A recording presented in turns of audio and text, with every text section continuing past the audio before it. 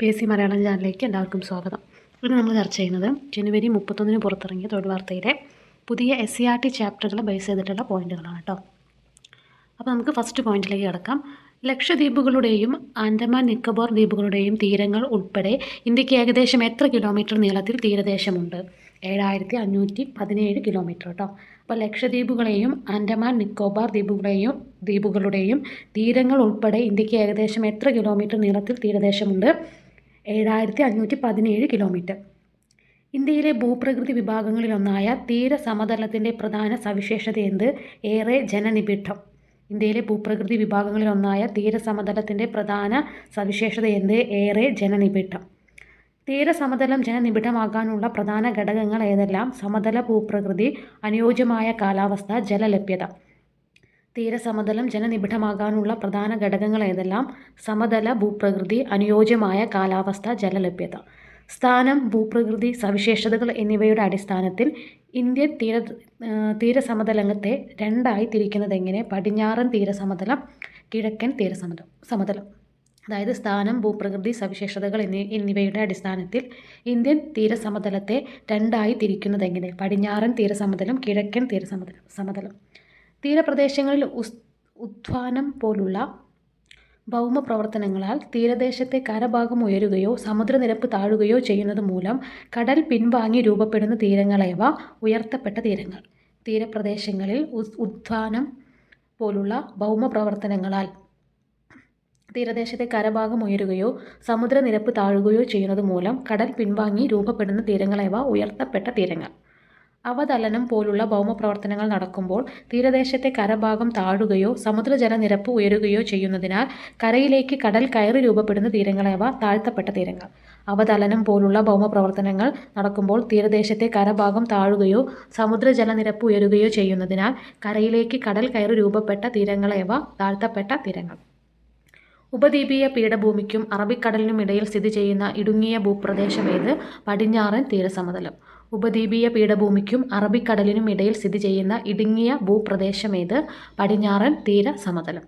ഗുജറാത്തിലെ കച്ച് മുതൽ കന്യാകുമാരി വരെ നീളത്തിൽ കാണപ്പെടുന്ന തീരപ്രദേശം ഏത്? പടിഞ്ഞാറൻ തീരസമതലം. ഗുജറാത്തിലെ കച്ച് മുതൽ കന്യാകുമാരി വരെ നീളത്തിൽ കാണപ്പെടുന്ന തീരപ്രദേശം ഏത്? പടിഞ്ഞാറൻ തീരസമതലം കേട്ടോ. പടിഞ്ഞാറൻ തീരസമതലത്തിൻ്റെ ഏകദേശം നീളം എത്ര? 1840 കിലോമീറ്റർ. പടിഞ്ഞാറൻ തീരസമതലത്തിൻ്റെ ഏകദേശ നീളം എത്ര? 1840 കിലോമീറ്റർ. പടിഞ്ഞാറൻ തീരസമതലത്തിൻ്റെ വീതി 10 കിലോമീറ്ററിനും 15 കിലോമീറ്ററിനും ഇടയിൽ. പടിഞ്ഞാറൻ തീരസമതലത്തിൻ്റെ വീതി 10 കിലോമീറ്ററിനും 15 കിലോമീറ്ററിനും ഇടയിൽ. ഏതിനം തീരത്തിന് ഉദാഹരണമാണ് പടിഞ്ഞാറൻ തീരസമതലം? താഴ്ത്തപ്പെട്ട തീരം. ഏതിനം തീരത്തിന് ഉദാഹരണമാണ് പടിഞ്ഞാറൻ തീരസമതലം? താഴ്ത്തപ്പെട്ട തീരം. തീരത്തോട് കാണപ്പെടുന്ന കായലുകൾ ഏത് തീരസമതലത്തിൻ്റെ സവിശേഷതയാണ്? പടിഞ്ഞാറൻ തീരസമതലം. തീരത്തോട് കാണപ്പെടുന്ന കായലുകൾ ഏത് തീരസമതലത്തിൻ്റെ സവിശേഷതയാണ്? പടിഞ്ഞാറൻ തീരസമതലം. പടിഞ്ഞാറൻ തീരസമതലത്തെ 3 ഭാഗങ്ങളായി തിരിക്കുന്നത് എങ്ങനെ? ഗുജറാത്ത് തീരം, കൊങ്കൺ തീരം, മലബാർ തീരം. പടിഞ്ഞാറൻ തീരസമതലത്തെ 3 ഭാഗങ്ങളായി തിരിക്കുന്നത് എങ്ങനെ? ഗുജറാത്ത് തീരം, കൊങ്കൺ തീരം, മലബാർ തീരം. റാൻ ഓഫ് കച്ച് ചതുപ്പ് പ്രദേശവും കച്ച് സൗരാഷ്ട്ര മേഖലകളുടെ തീരപ്രദേശങ്ങളും ദാമൻ, ദിയു, ദാദ്ര, നാഗർ ഹവേലി കേന്ദ്രഭരണ പ്രദേശങ്ങളും ഉൾപ്പെടുന്ന തീരസമതലം ഏത്? ഗുജറാത്ത് തീരസമതലം. റാൻ ഓഫ് കച്ച് ചതുപ്പ് പ്രദേശവും കച്ച് സൗരാഷ്ട്ര മേഖലകളുടെ തീരപ്രദേശങ്ങളും ദാമൻ, ദിയു, ദാദ്ര, നാഗർ ഹവേലി കേന്ദ്രഭരണ പ്രദേശങ്ങളും ഉൾപ്പെടുന്ന തീരസമതലം ഏത്? ഗുജറാത്ത് തീരസമതലം. ഏതൊക്കെ നദികളുടെ എക്കൽ നിക്ഷേപണ ഫലമായാണ് ഗുജറാത്ത് തീരസമതല ഭാഗം രൂപപ്പെട്ടിട്ടുള്ളത്? സബർമതി, മാഹി. ഏതൊക്കെ നദികളുടെ എക്കൽ നിക്ഷേപണ ഫലമായാണ് ഗുജറാത്ത് തീരസമതല ഭാഗം രൂപപ്പെട്ടിട്ടുള്ളത്? സബർമതി, മാഹി. Next point. ഗുജറാത്ത് തീരസമതലത്തിൻ്റെ പ്രധാന സവിശേഷതകളേവ?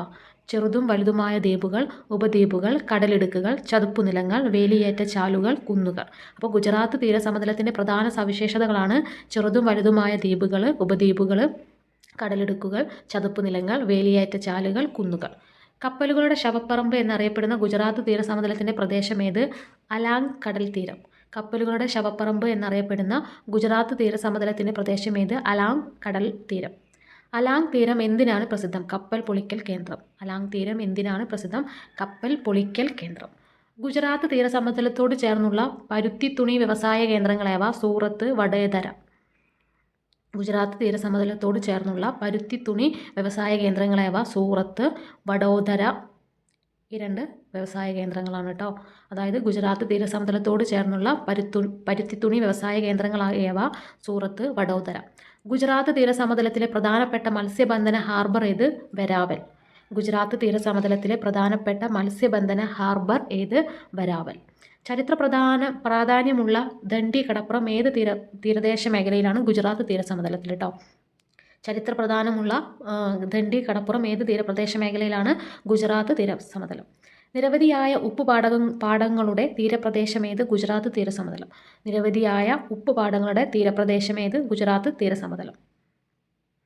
ഇവിടെ ഒരു പിക്ചർ കൊടുത്തിട്ടുണ്ട്. അലാങ്ങിലെ കപ്പൽ പൊളിക്കൽ കേന്ദ്രത്തിൻ്റെ ഒരു പിക്ചർ ഇവിടെ കൊടുത്തിട്ടുണ്ട് കേട്ടോ. നെക്സ്റ്റ് പോയിന്റ്, ഗുജറാത്ത് തീരസമതലത്തിന് തെക്ക് ദാമൻ മുതൽ ഗോവ വരെ വ്യാപിച്ചിരിക്കുന്ന തീരസമതലം ഏത്? കൊങ്കൺ തീരം.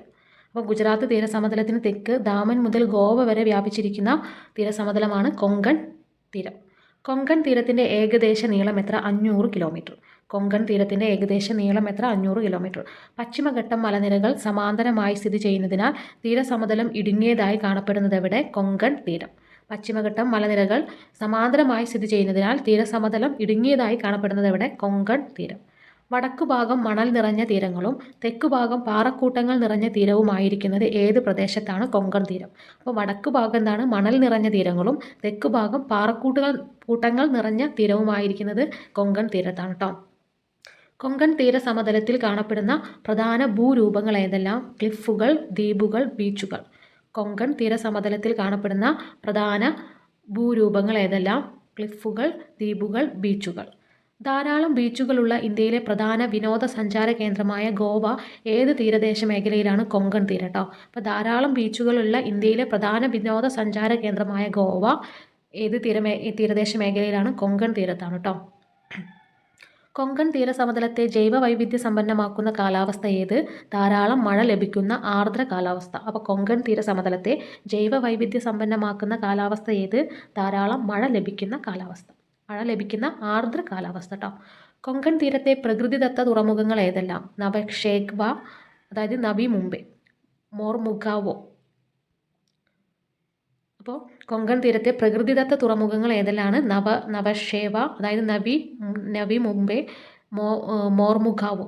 ഈ 2 പേരുകളിലാണ് കേട്ടോ പ്രകൃതിദത്ത തുറമുഖങ്ങളായിട്ട് കൊങ്കൺ തീരത്തുള്ളത്. ഓക്കെ, ഇനി കൊങ്കൺ തീരത്തെ പ്രധാന മത്സ്യബന്ധന തുറമുഖം ഏത്? മാൽപേ മത്സ്യബന്ധന ഹാർബർ.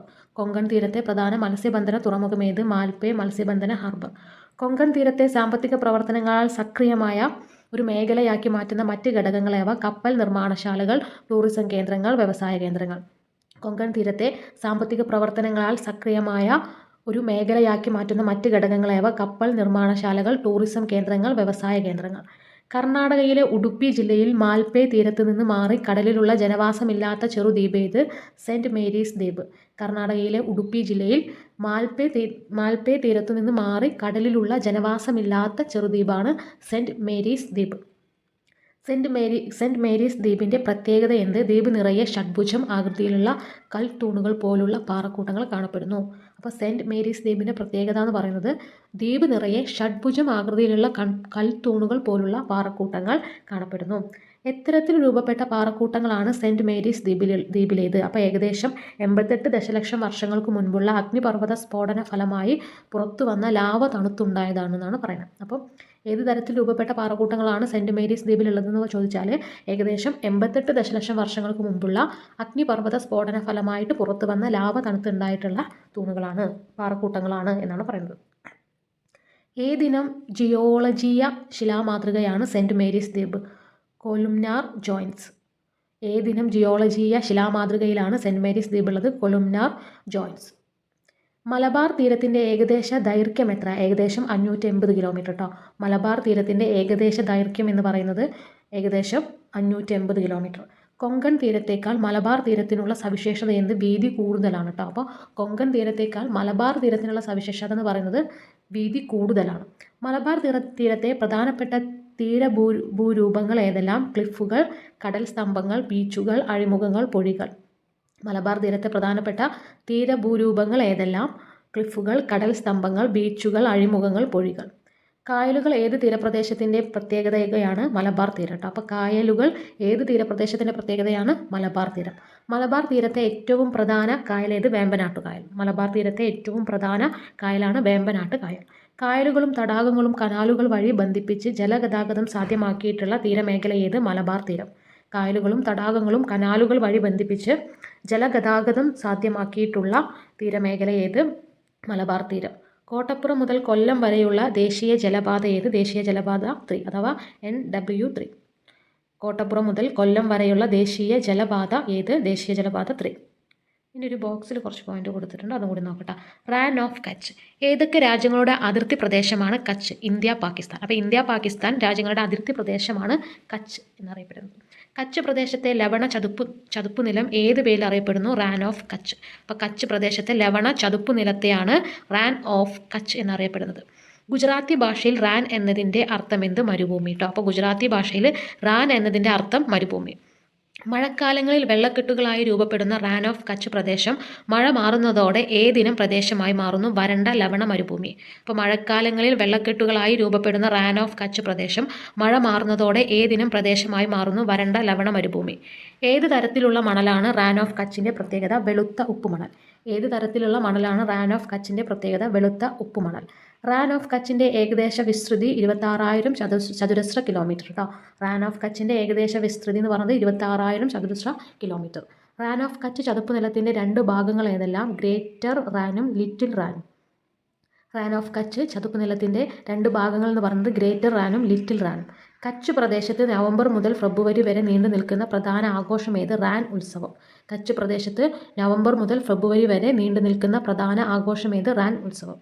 അപ്പോൾ ഇത്രയും പോയിന്റുകളാണ് പുതിയ SCERT ചാപ്റ്ററുകളുടെ ബേസ് ചെയ്തിട്ടുള്ള പോയിന്റുകളായിട്ട് നമ്മൾ ഇന്നത്തെ വീഡിയോയിൽ ഉൾപ്പെടുത്തിയിട്ടുള്ളത്. അപ്പോൾ നിങ്ങൾക്ക് വീഡിയോ ഇഷ്ടപ്പെട്ടാൽ ലൈക്ക് ചെയ്യുക, ഷെയർ ചെയ്യുക, സബ്സ്ക്രൈബ് ചെയ്യുക. മാത്രമല്ല നിങ്ങളുടെ അഭിപ്രായങ്ങളും നിർദ്ദേശങ്ങളും കമൻറ്റിലൂടെ അറിയിക്കുക. താങ്ക്